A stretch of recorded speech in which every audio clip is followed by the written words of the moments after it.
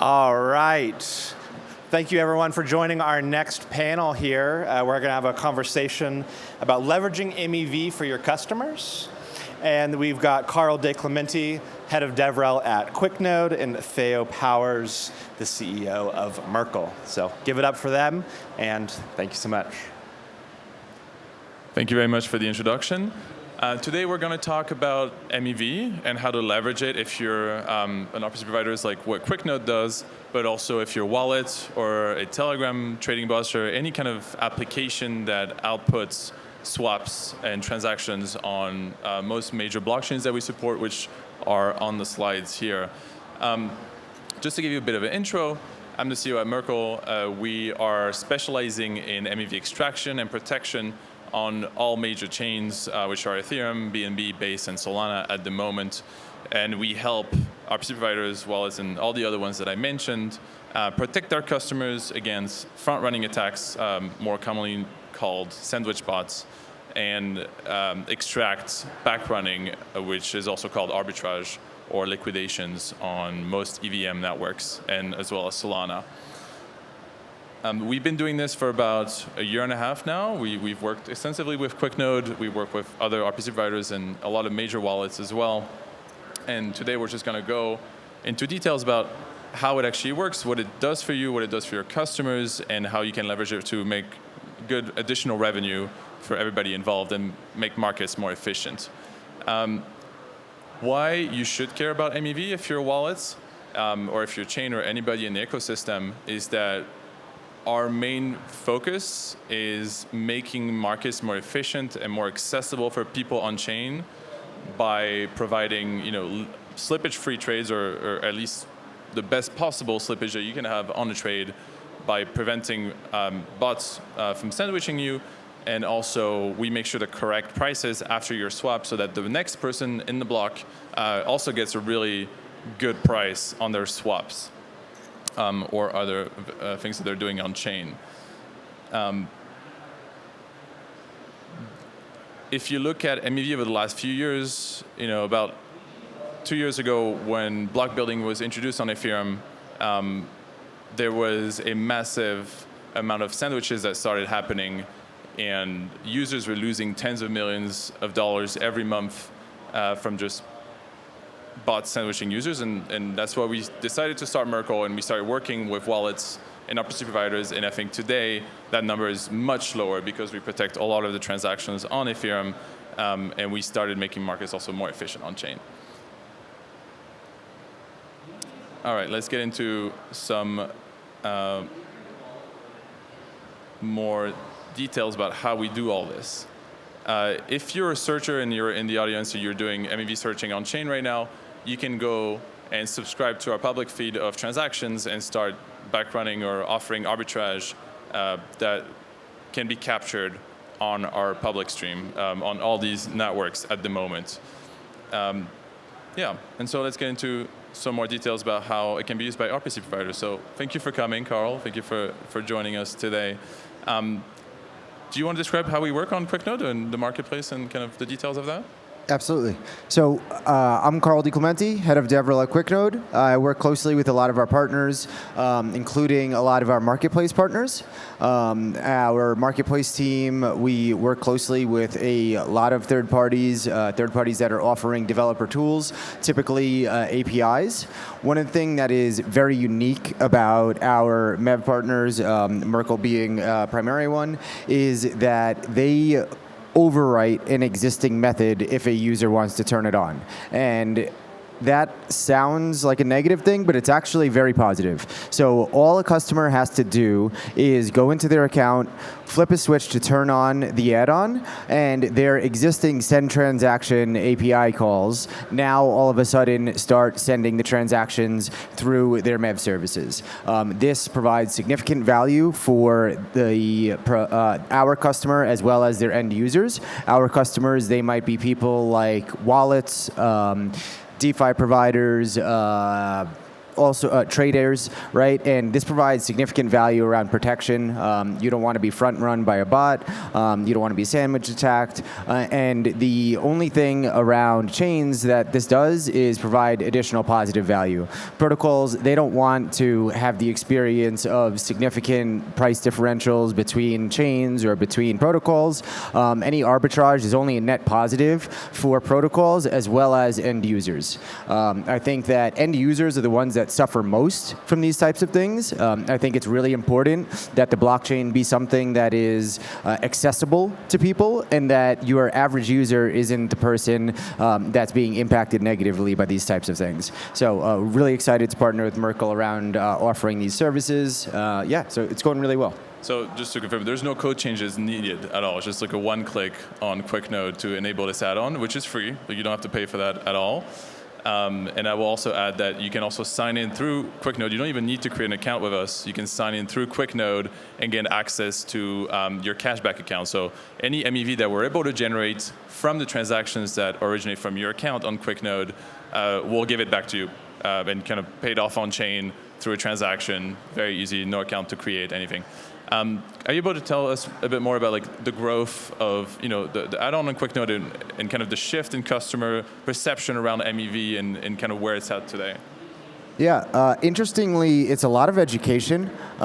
We have a guy on our team, Jordan, who's done a great job coming in on Marketplace, and he's spearheaded an initiative with our sales organization to really go and educate enterprise customers. Our enterprise customers, some of our biggest customers doing the most transactions through our product, it's a lot of learning that needs to happen about the impacts of MEV and how they can mitigate it and maybe additional revenue that they can be earning.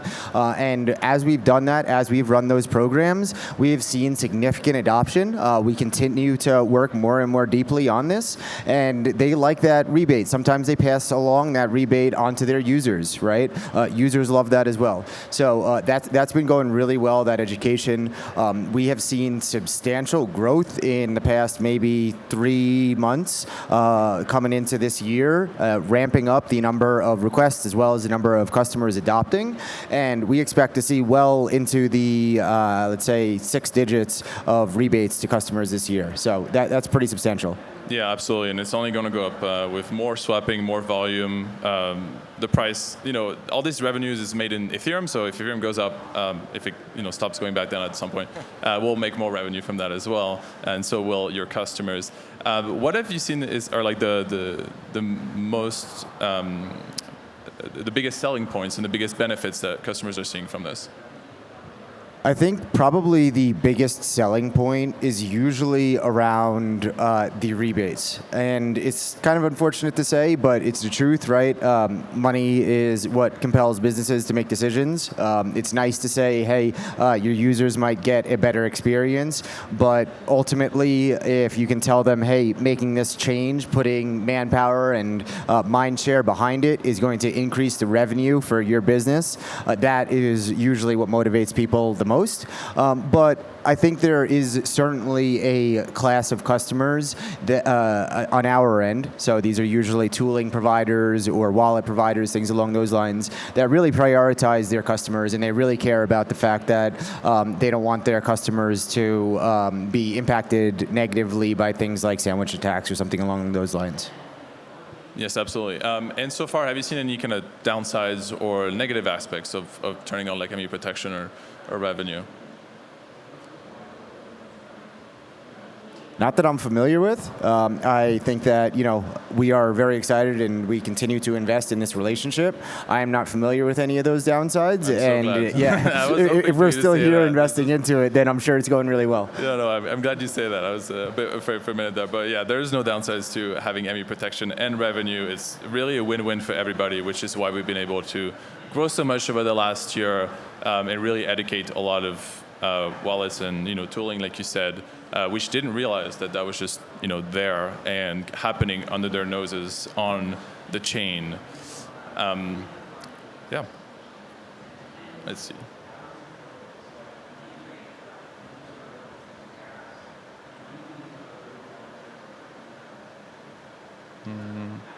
Oh yeah, what's the kind of the best kind of customer that you see adopting this kind of add-on? like the class? Or Yeah, I'd say the best customers to adopt are the ones that are doing high volume of writes to the blockchain. Really, anyone that is, well, maybe not any kind of writes, deploying contracts, something along those lines, that might not be the move. People who are making financial transactions of some kind. That might be buying and selling ERC20s, NFTs, whatever that is, right? That is the type of activity that is that benefits most from it. We see it usually with people like wallet providers, DeFi tools, things along those lines. yeah, absolutely. That's exactly. And interestingly, some of the biggest adoption is coming from smaller accounts. That's why the enterprise side is really a lot of education. I think there's been a lot of grassroots adoption, which is really exciting for us, and something that we're continuing to lean into. That's awesome. Glad to hear that. What is QuickNode's kind of outlook going forward on MEV, and how do you see this evolving with your customers? Yeah, I think one of the biggest things for us is we work closely with a lot of blockchains on helping them come to launch their chain, have a successful launch. How do they grow? How do they get liquidity onto their chain? How do they make more revenue? We were just talking earlier about the fact that sequencers end up earning significantly more revenue through MEV services being on their chain. And this is something that we want to continue working together on and bringing to more chains that are on QuickNode. Something really exciting that we've leaned into, and really excited to start adding a lot more circles at the bottom of that slide right there. Absolutely. So you see now that in general chains are more aware and customers are more aware of MEV in general and asking for it going forward. So it's really a boost that you guys are already set up for this pretty much all across QuickNode and aware of this technology as well, which is half the battle is getting people to learn about MEV. Yeah, I think the people who are launching rollups these days are like deeply aware of any challenges that are happening on the L1. There is still some education. Usually, some of the larger enterprises that are Web 2 enterprises where there's a knowledge gap about the struggles. But I'd say predominantly the people coming and launching rollups with us these days are ones that understand the challenges in the ecosystem. If people are working with QuickNode, it's because they understand that they need reliability and scale, and that's something that only we can provide, and we love to partner with anyone that can help us make that even more impactful for the chains. Absolutely, and customers are very receptive to the whole MEV protection. Absolutely. Again, based on your softball question that you sent over to me, no, I don't know of any downsides. It's only positive. When I first started learning about MEV, I didn't quite understand the value it would have for L2s. In my mind, I was seeing, well, there's no public mem pool, so you can't really get front run as easily. But as I dug further into it, there's significant other benefits. You can call it the positive MEV that you can provide on L2s that you surface on things like Base, and it still is very impactful. Yeah, I think most people don't realize that MEV is a service that makes markets more efficient. And that sounds like a loaded kind of statement, but it does make DEXs spread lower, it makes prices more aligned on every DEX, and it just gives a better price to customers when they go and trade on any wallet or any chain today. And I think we're starting to see people realize that searchers are not necessarily the bad guys. They actually provide a very complex piece of software that solves a lot of the price movements and realigns all DEXs out there. And also, that generates more money for LPs. It generates better prices for customers, and we talked about that. Yeah. I have a question for you. Flipping the script. Oh yeah, go for it. What do you see as the most exciting advancements coming to the MEV space? Yeah, I'm really excited for chains to realize that MEV should be there from day one, because it doesn't just provide, the arbitrage and liquidations, which are already very good advantages, but it also provides a whole different way to land on chain, which is not through the public mempool, but through systems like bundles, which provide really good features like atomicity of a sequence of transactions. It gives revert protection, actually reduces spam on the network quite a lot, as we're seeing a lot of spam on OP stack sequencer chains, for example, because they're so cheap to make transactions. searchers and snipers will just blast every block possible until they hit their arbitrage or they hit their snipes. And that's at the detriment of regular users who might just want to do a USDC transfer and the block's just full of spam and they can't even get through. So there's a lot of side effects to having a really good MEV infrastructure. And so far, the only chain, or that kind of is the gold standard today, is Ethereum. And I'm really excited to bring that to every other chain from day one, and just it'd be like a click that it can just deploy and and have a very efficient market from day one. I think that's what I'm the most excited about in the future. Are there any major technical advancements coming up on the roadmap for MEV technology?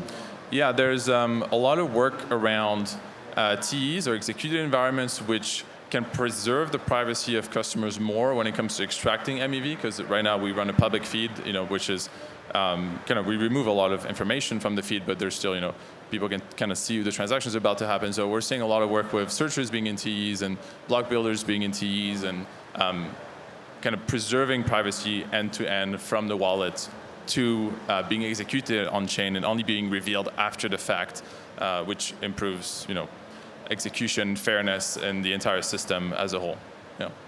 That's very exciting stuff. I think we're almost out of time, so I just wanted to end with this. If you're an RPC provider wallet and you've listened to this, you can see that MEV is extremely profitable and also very beneficial to your customers. Please feel free to come talk to us. We're at a booth at ETHDenver, but also we're at Merkle.io, and you can send us an email or talk to us on Telegram, and we'd be very happy to help. We can also help L1s decide and kind of define their MEV strategies, especially if you're not fitting into the OP stack box, but you still want to understand how it can give more money back to validators and make markets more efficient. Come talk to us. We're always happy to work through some really tough technical challenges and bring some innovation to the space. Thank you very much, everybody. Thank you.